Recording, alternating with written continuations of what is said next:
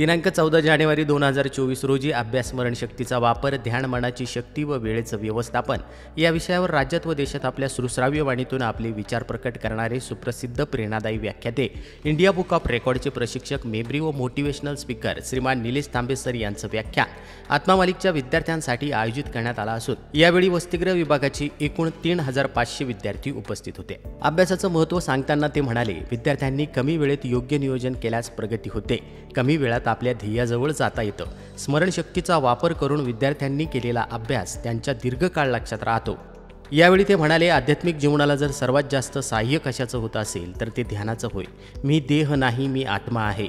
अखिल विश्व, त्यातील सर्व संबंध, त्यातील सर्व चांगल्या वाईट गोष्टी, ह्या म्हणजे जणू काही पडद्यामागील चित्रमालिका होय आणि मी त्याचा केवळ एक साक्षी आहे। ही भावना म्हणजे आध्यात्मिक जीवनाच्या यशाची गुरुकिल्ली होय।